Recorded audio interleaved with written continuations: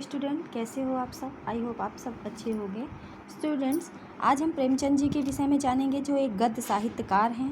इनके गद्य साहित्य में 3 युग भी चले इनके नाम से। प्रेमचंद युग, प्रेमचंदोत्तर युग, और तो ये सब इनके 3 युग भी चले।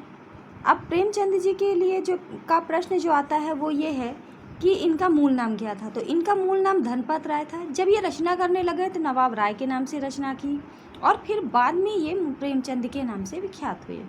अच्छा, इनका जन्म सन 1880 में लम्ही गांव में हुआ था, और मृत्यु इनकी हुई थी सन 1936 में। ये प्रश्न आया था, इसलिए आप इसको ध्यान रखिएगा। अब इनकी रचनाएं हैं सेवा सदन, प्रेमाश्रय, रंगभूमि, निर्मला, कायाकल्प, गबन, कर्मभूमि, गोदान। ये उपन्यास थे।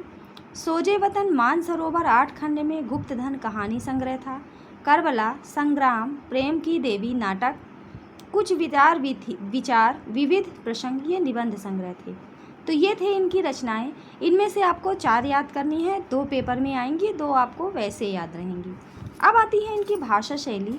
तो बच्चों, इनकी भाषा शैली में पहला है भाषा। हिंदी साहित्य के इतिहास में कहानी और उपन्यास की विधा के विकास काल विभाजन प्रेमचंद को ही केंद्र में रखकर किया गया था। मैंने अभी बताया आपको 3 युग चले थे इनके नाम से। प्रेमचंद पूर्व युग, प्रेमचंद युग, प्रेमचंदोत्तर युग। अब इनके बारे में जो बताया जाता है कि प्रेमचंद ही पहले रचनाकार हैं जिन्होंने कहानी और उपन्यास की विधा को कल्पना और रोमानियत के धुंधलके से निकाल करके यथार्थ की ठोस जमीन पर प्रतिष्ठित किया।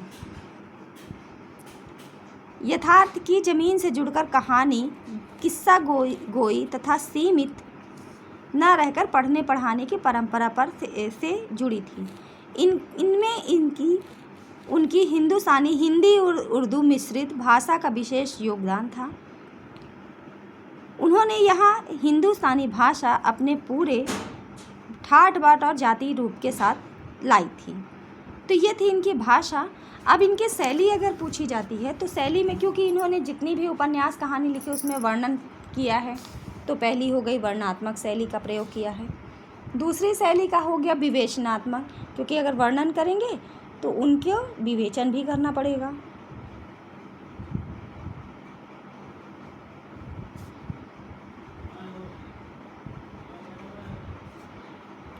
फिर तीसरी है, ये हास्य व्यंग्य भी रचनाएं करते थे।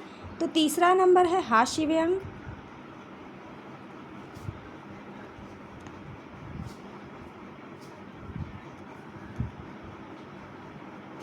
जैसे प्रेमचंद के फटे जूते,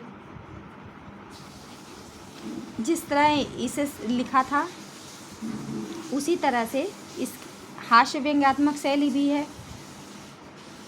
और इसी तरह भावात्मक शैली, क्योंकि इनकी जितनी भी कहानी रहती थी कुछ ना कुछ भाव जरूर रहता था उसमें। तो चौथी शैली का नाम है भावात्मक शैली। इन 4 शैलियों का इन्होंने अपनी भाषा में प्रयोग किया, अपनी रचनाओं में प्रयोग किया था। अब आता है साहित्य में स्थान। तो साहित्य में स्थान के लिए सबसे सही है कि इन्होंने आप साहित्य में स्थान दिया है, तो ये है उनके रचनाओं में आदर्शवादी प्रवृत्ति कम होती गई, और धीरे धीरे ऐसी स्थिति आई कि कठोर वास्तविकता को प्रस्तुत करने में वे किसी प्रकार का समझौता नहीं करते थे। गोदान उपन्यास और पूस की रात, कफन आदि कहानी इनके सुंदर उदाहरण हैं। अब प्रेमचंद इस संदेश पर कहानी को ख़त्म नहीं करना चाहते, क्योंकि उस दौर में वे मानते थे कि ऐसा यथार्थवाद हमको निराशावादी बना देता है। मानव चरित्र पर से हमारा विश्वास उठ जाता है। इसलिए प्रेमचंद जी ने अपने बारे में बताया कि प्रेमचंद रचनात्मक जीवन में साहित्य की ऐसी विरासत सौंप के गए हैं जो गुणों की दृष्टि से अमूल्य और आकार की दृष्टि से असीमित है। इनका रचनाकाल कब तक से कब तक है? 1918 से 1936 तक। तो ये था प्रेमचंद जी की रचनाएं, भाषा शैली और साहित्य में स्थान। वीडियो अच्छा लगे तो लाइक करें, सब्सक्राइब करें। Thank you.